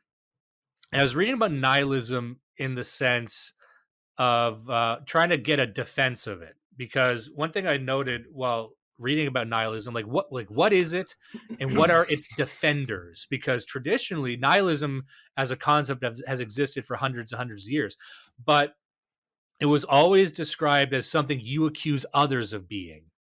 Like, I got the way, I cracked the code on something. You're all actually nihilists, and you actually don't believe in anything. And I'm trying to reveal to you that you don't believe in anything. You know what I mean? Yeah. But it was never, I didn't come across anyone who actually was a nihilist and said nihilism is good and it's the actual truth, and instead of used in a pejorative sense. So I started doing a lot of reading. I was reading a lot online, and I got 2 books here. Just a second. Yeah, I got 2 books here to try and there's probably lots of people, like most of the topics we cover, said, oh, you didn't read the right books or whatever. But I got 2 here because I really wanted to give it its day in the spotlight. I didn't want to just dismiss nihilism like a lot of people do. Nihilism, like, oh, that just means you don't believe in anything and you're stupid. But I wanted to go to its advocates and say, what am I missing? Sell me on nihilism. So I got 2 books here. One is kind of a overview I just came across this randomly in a bookstore. The book's just called Nihilism by Nolen Gertz. It's part of this MIT, Massachusetts Institute of Technology series. He's a philosophy professor, and he just kind of gives a historical overview of it. And then I got this other book called The Conspiracy Against the Human Race by Thomas Ligotti. This is a known guy. He's an author. He's a horror author, and he's very renowned. He's written some fantastic books that I would say have to come from a nihilistic point of view. Like, his books are known to be very dark and they would call it existential horror, like something that's not just a jump scare or something gross or something like a heightened thriller. It's something that really strikes at the core of your reality, makes you feel hopeless and despairing. Yeah. And so he wrote a book, Conspiracy Against the Human Race. This is a nonfiction book. This is him writing a book defending his stance that, the quote here is, behind the scenes of life lurks something pernicious that makes a nightmare of our world. So the conspiracy against the human race may just convince readers that there is more than a measure of truth in dismaying yet unexpectedly liberating negativity that is the hallmark of his work. So he's just basically saying life is purposeless, life is stupid, and if you believe differently, you're wrong. And then even reading the history of nihilism by Nolen Gertz, I'm like, okay, I kind of get it now. But so just to give you an overview and why I think this might connect. So there's this other philosopher named Soren Kierkegaard.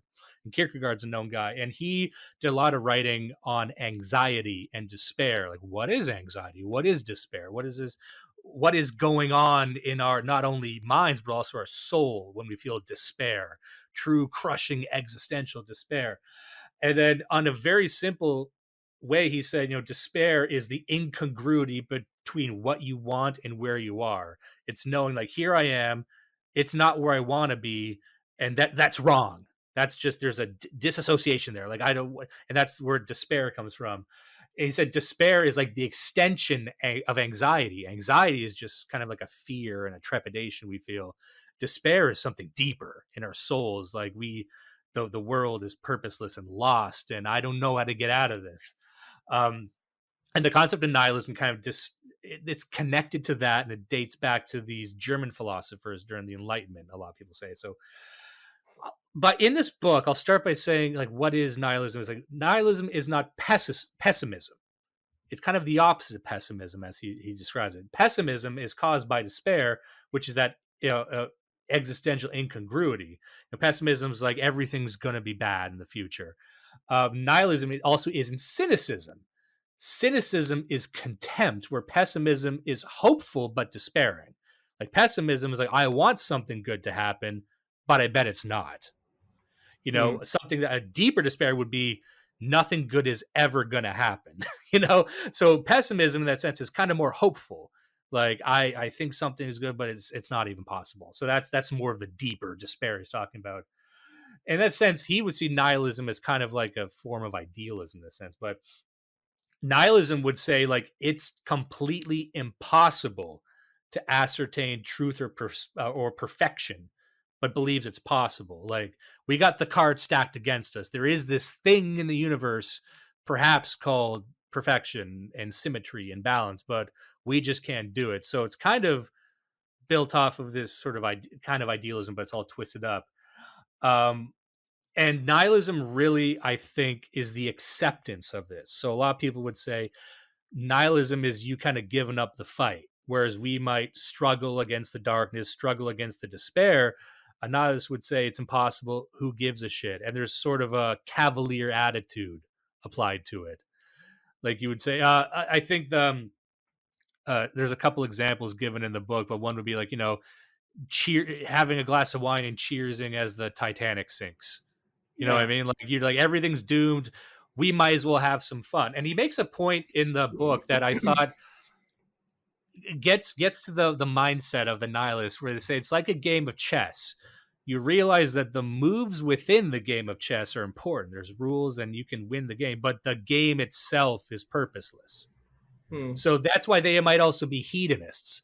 So it's like, I understand that life is pointless, nothing matters, everything's doomed, it's bad, but I can still get drunk and fuck a lot. And then that's really as far as they go. That I think within the nihilist mind, simple hedonism might be as good as you can get, which is why they wouldn't kill themselves, because that's brought up a lot in the next book I'll talk about. But I'll just address it now. They would say, why don't you just kill yourselves? It's like, oh, well, I like stuff in life. I like pleasure. I like accomplishing things. I like being rich or swimming, but it's the belief that who gives a fuck. So it's kind of like what we were just talking about with that documentary, the Flat Earth documentary, that everything's impossible to understand or comprehend. There is a nihilistic vein that is running through a lot of these conspiracy theories, that the human being is completely, maybe by design, if they believe in a higher being, but by design, it's impossible for you to ever achieve any sort of awareness of what's going on. There's too many forces at work specifically against you. So they would scoff at the idea that there's a God that loves you, but they would throw in they would love a God that's working against you. They would believe in that. So maybe there's an easier road to get to Satanism. I don't know. But I think with a lot of conspiracy theories, there is that nihilistic tendency where you believe humans are doomed. We've always been doomed. We're always incapable of getting anything close to divinity, anything close to perfection, and we shouldn't even try. And that's kind of what I was trying to get at. It's the don't even try that I think is foundational to a lot of these conspiracy theories that get built up into these flimsy superstructures, that while being flimsy, even though it's a cathedral made of cardboard and spit and semen, you can still be in there for a while. It still kind of looks like a cathedral. It still fulfills the need of being something you can occupy, but it's just very, very flimsy. And it's kind of where they separate from traditional ideas is that they believe nature itself is nihilistic, that there's something beneath our actions, that it's always there and we can never unwork. It's doomed. So this can go into like even our understanding of the world. It's like, don't bother. This is where they might come up against science. Like, why are we even bothering trying to understand the universe? Because it's all doomed. So nihilism wouldn't just apply to spirituality. It would apply to anything we do to understand the universe, because I don't think to a nihilist there is any sort of future where they would say I was wrong. Or not me, but like they were wrong. Like they would never say, like they've already figured it out that everything's purposeless. Any purpose you try to add to it is doomed, and you're trying because you're dumb, and we're not. We're smart nihilists. But there's nothing a scientist could discover that would give like that would convince them. You see what I'm saying? Like, I don't think there's a way out of this. So you can't even really debate them in that sense. That's why you'll never see a nihilist debate. And this is where we get to Thomas Ligotti. And maybe he's not the best guy to elect for this, but I think he made a very interesting case. Again, the book is The Conspiracy Against the Human Race. It came out fairly recently, and he's a known guy. And this is a popular, New York Times bestseller, everything. So you can publish by Penguin. So this isn't just a self-published, Amazon create space sort of thing. This was a realistic book. So he's making the case. But I'll start by saying I don't think he makes a terribly good case. I think that if we're to say, he might not even call himself a nihilist, but I will kind of group him in that. He would probably have a more nuanced description of himself. Fair enough. But my read on it is it's very, very selfish. It's selfish in the sense that, like we just talked about, where it's this idea that there is something great. There's an idea of perfection, but we can't realize it. There's almost this sort of like plebeian idea that because I don't have access to divinity, I hate divinity, almost like a jilted lover, or like a bitterness, a true bitterness that everything isn't perfect. It's like the person who argues against God. Like, if God is real, why is a bad thing happened to me? Yeah. If God was real, why do bad things happen at all? Why aren't we currently living in a utopia of sensory overloads? Because I think that's how they conceptualize heaven. It's just you're bombarded with happiness, right? And so they're like, well, I'm not happy, so God can't exist because I'm not getting the thing that I want. And there's all kinds of theological writing to explain that, like what is the role of suffering, what is the role of free will and striving. But I think their argument is very, very utilitarian in that sense, where it's like, no, if things aren't perfect, then why would a perfect being create an imperfect thing? Fuck all this. Let's clap as it explodes. And let's not even try to make it explode, because these people wouldn't even call themselves terrorists. They're not actually taking up arms and trying to destroy the world. I don't think a lot of nihilists have traditionally done that either. See what I'm saying? Like, there hasn't been a case of like a mass nihilist movement to blow up buildings and shit like anarchists, because they're even rebelling against the idea of doing anything, period. Because that's too proactive. That's me. Because there's a part in the book where he's trying to answer the question of, why don't you just kill yourself? If you think everything's stupid, why don't all of you just kill yourselves? Who gives a shit? And he doesn't do, in my opinion, a very good job of answering that. But what he says is, what was it? It was like, that to do that would be taking on a proactive action. That would be saying yes to death. And we're not in favor of saying yes to anything. You see what I'm saying? Like, you're so in the muck on life that even killing yourself would be too much like pursuing a happy option. You see what I'm saying? Like, suicide is seen as too nice and cool to you. So you say no to suicide. Just that you say no to life, you say no to ending life. But you say yes to, I assume, red wine, looking at this guy's fucking face. Oh yeah, do you like cocaine? Do you say yes to cocaine, Ligotti? Okay.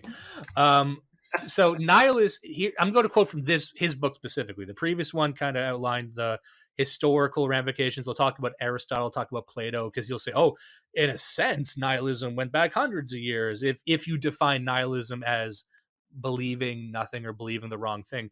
Whereas I think a modern conception of nihilism, you have to almost be pro anti-life. Not anti-life in the sense that you want to destroy life. You're just in favor if life were to not exist. They would define nihilism as, you think it would be better if life didn't exist. Now, you don't think that to the extent that you want to destroy life. You won't take an active role. You must always be passive in that sense. So you must always, which is funny because that means that the height of your ideology is just being a bitter shit talker, which is why it pairs so well with conspiracy theories. Like, it doesn't actually require you to do anything. It requires you to sit there and talk shit and say you're dumb and wrong, but then not actually action anything, because what's the point? Really, in a conspiracy, in a flat earth, non-heliocentric, would it be heliocentric? I guess, whatever. A flat earth model, it's beyond your both reach and comprehension to do anything in this life. So the very peak of your abilities in this world is watching YouTube videos and talking shit and saying people are wrong. Isn't that convenient? I'm always skeptical of any ideology that requires that you do nothing. That's a problem with the dissident right now, where everyone's so scared of feds. It seems that, according to everyone, the smartest people in the world are the ones who shut up and go into the woods. and break away from society and don't exert their will. That seems suspicious to me. I'm suspicious of I'm suspicious of the nihilistic tendencies of a lot of movements where from the very outset they're saying you're incapable of doing anything great, or you're incapable of doing anything that matters, Yeah. So here's what it comes to. Here's the core of what his version of nihilism believes, and I think this applies to a lot of other people. He believes humans are overarmed with consciousness, and this is anti-life. People need to mediate their. And he says, our consciousness, our conception of the world is too much. We have too much access to an ability to discern the universe, and we need to mediate that with tools and substances and tricks. So he says our consciousness itself is bad. That is the conspiracy against the human race, he says. The fact that we are granted consciousness is just a giant door to suffering. So he says we would be better without consciousness. That's the core of it. We would be better if we weren't alive. So it's not pro-death. It's pro-anti-life, if that makes sense. Yeah. And he's like, humans invent all ideologies and beliefs to distract themselves from the horrors of life. And there's no other reason for them to exist because they're products of consciousness. So this is kind of almost a Marxist way of looking at it, where Marxists look at ideology as everything's in the shadow of capitalism. That as long as capitalism exists, even things that are anti-capitalistic are still capitalistic. Like it's all the things. So there's no ideology, there's no system we can create because everything is a product of consciousness, and consciousness is bad. That's it. It's very simple. Like, it's not hard to understand. That's why I'm trying to pair this with the conspiracy theory, because that's the lived manifestation of it. That is like a nihilist almost trying to cobble together their own religion, because being a nihilist sucks. Being a nihilist means that you're a bitter asshole on the internet drinking glass after glass of red wine. At a certain point, there's still, despite your best efforts, there's something inside you that wants to create a larger system. So I think you start to go into these conspiracy theory things, which are really a manifestation of nihilistic thought, because it still relies on you being impossibly outarmed and outgunned and outmanned and everything. And it doesn't require you to actually do anything. If you look at a lot of the flat earth stuff. And that would be a reasonable explanation for how people who aren't just stone cold retards could believe a lot of this stuff.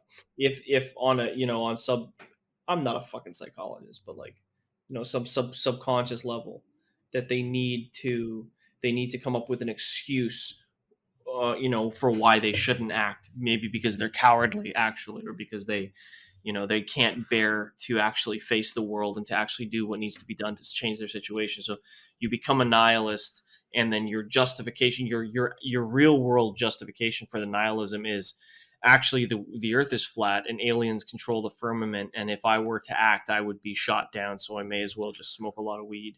Yeah. And because if you look at his ideology, I read this book cover to cover, and it is very simple. It's not a lot to it. He will take things from his life and take things from pop culture to show, basically, like, you might think this is important, turns out it's not. You might think this thing's important, bullshit. So it's a lot of books get like that, where they're just trying to apply it to show how universal this can apply. But he believes, like, at its really, when you strip it down, it's like nothing matters in human life specifically, because we suffer and die. And there's no good feelings that can balance this out. So you would say, like, don't you enjoy your life? Don't you like having kids, having a family, building a legacy? Don't you like that? He would say that stuff might be good, but it is always outweighed by the fact that you die. You specifically will die, which is interesting. So it seems that nihilism has to grow out of liberalism. Nihilism has to grow out of the focus on the individual, that I can have a family, I could have a legacy, I could have some land and a home and be part of this sort of bloodline thing. But it's so hyper focused on the individual. So the fact that I die, whatever I do in life doesn't matter, because I can't enjoy the spoils. You see how I said, like, it's kind of selfish in that sense. Like there's nothing I can balance the fact that I don't get to live forever. So if you don't live forever, nothing matters. And that's it. And then just apply that to everything. So there's nothing you can come up with until we've conquered death. But then you would say conquering death is bad because suffering still exists. So why bother with that either? So it's like, no matter what, it's just a sledgehammer to say, like, I specifically am sad. You know, this isn't living up to my expectations. Mm-hmm. This is where the nihilism becomes dark. Like he would call himself in the book, he calls himself a scientific pessimist. That's the kind of the whatever faggot term he gives himself. But really, once you drill down into it, all he's saying is the universe does not live up to how I think it should be. So fuck it. So it's kind of like a spoiled boy prince in that sense. Yeah. You know, the grapes aren't getting to you fast enough. And that, you know, that, and just like in conspiracy theories, the answers you're giving me aren't sufficient. So it must be more interesting. There must be giants. I must be being lied to by everyone, and I'm the only one who figured it out. You see what I'm saying? Like, it's, once you look at nihilism, once you look at a lot of these conspiracy theories, it is the hyper focus on the individual against the world, almost for just the sake of it. And it's kind of like you said before, that it's not just everything sucks and nothing ever can turn out well. It's things out there might be good and hypothetically could be good, and I wish they were, but they never will be. So it starts with you laying this foundation of something that's really fantastic and extraordinary, only to use that as a justification that nothing good will ever happen. So it's like you believe in this fantastical world of gods, and the earth is the center of the universe, and all of this really wonderful stuff. If it were true, I mean, I almost wish it were true. I just know that it's not.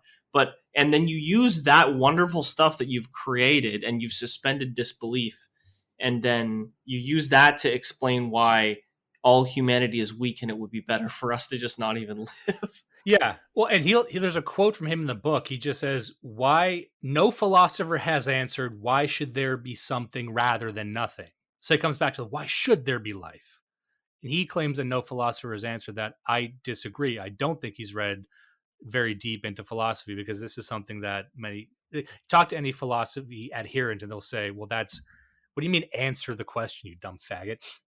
And he's got this one line where he says, his tagline to this would be, nihilism is the death of tragedy by embracing non-existence. So you can see, like, it's not like you're for nothingness, you're against tragedy. And again, it's very utilitarian, very literal, very materialist, very like, suffering exists, so I am against existence, which is an odd way of looking at it. So yeah, that's pretty much it. And he's got, hold on. Like, there's this one philosopher he talks about a lot in it. And the last name was Mainlander. I think he was like a Dutch guy. I'll try and get the actual name, but there's a philosopher named Mainlander who published a seminal work. He only references a few works in this book that he keeps going back to. I'm probably saying this name wrong, but last name was Mainlander. And it was this philosopher, a very accomplished student, who wrote a treatise on nihilism and kind of worked and said everything here, and then killed himself right after. Right as it was getting published, he killed himself in his 20s after publishing this nihilistic essay. So, but at the end of the day, one thing he mentions about this guy, who he kind of goes into biographical detail about him, he'll mention that this guy also thought he was special and smarter than everyone else. And there's a common thread going back to the conspiracy theorists. And the fact, what I'm trying to say about nihilism is, like, I'm not saying that these conspiracy theorists are diehard nihilists. I'm saying that this nihilistic idea permeates our culture and our civilization so much in ways we probably don't even comprehend from a surface level until you drill down into it. But this is why it's kind of popping up. So I don't believe anyone who believes flat earth theory or any of these kooky things read this stuff. I don't think they've delved into what nihilism is, but I think this is merely a manifestation of a widespread nihilism, which comes out of this sort of selfishness, this hyper liberal individuality, that existence isn't up to my standards, so I'm anti-existence. Yeah. Or, anything like that. And then creating your own worldview where I'm substituting it for my own.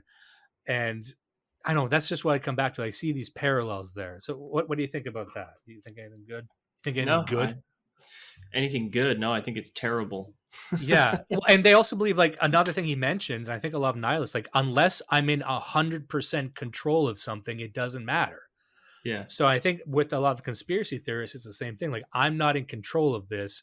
It doesn't matter. Everything's a lie, because I have not achieved divinity automatically. that must mean everything's fake, and then you spend your time trying to root out fakeness, in a sense, deconstructing life. Yeah. What you're seeing with a lot of these conspiracy theorists is the more they broaden their horizon on what they're attacking, they're just deconstructing everything. They're deconstructing civilization, life, religion, spirituality, everything human. So even though they are not nihilists, they are fulfilling this destiny of being anti-life, almost as just some organism that doesn't understand what it's doing. And I think people would say that conspiracy theories it's a modern religion. I'm like, I don't like when people say that. I don't like when people say something bad is like a religion. That means you don't really understand what religion is. But it is this sort of thing that conspiracy theories are as popular and as powerful as they've ever been. And it seems to me that it's not I'm not talking about the Kennedy assassination. I'm not talking about 9/11. Really, I'm not talking about a lot of the conspiracy theories that are proven. Yeah, we need better language to actually describe those, because there really are two classes. There's the ones that are plausible and don't require some special knowledge that deconstructs your entire fucking world, and then there's the ones that are essentially leaderless cults that people get into specifically as a cope to have an excuse to deconstruct their world so they don't have to deal with it. And what I like about this is it's decentralized. It's not really a personality cult either. It's not like, aside from Alex Jones, but Alex Jones is seen more as just a, fringe political commentator. But Alex doesn't think the world is flat, does he? I don't. No, it's hard to tell with him what's a parable too, because he'll talk about interdimensional psychic vampires trying to reach our plane of existence with child sacrifice. But sometimes he'll say that he's also hyper Christian too. So I'm like, I don't know if that's a metaphor you're using. He's on record saying that's metaphor though. Like he was on Rogan one time and he was saying like, nah, he's a showman. This is just what he's doing. Okay. I need to, I don't want to throw him under the bus, because I actually do. I've liked Alex Jones since back when he had hair and he was performing in front of like a black curtain on like just the radio stuff. Like I remember early Alex Jones. Yeah. So I've always liked him. I don't hate him like William Cooper does. That was a fun feud. But anyway, so the point being that it's almost a manifestation of nihilism, and a manifestation of when nihilism is just you bitter drinking glass after glass of wine and telling people to fuck off, people still have a desire to construct something with it. So it's almost like a nihilistic superstructure in that sense. And maybe I'm reaching on this. Maybe I'm just getting too poetic with things, but it feels like there's something there. Unless I'm completely mistaken. Do not let the rapists win. Listen and love Blood Satellite.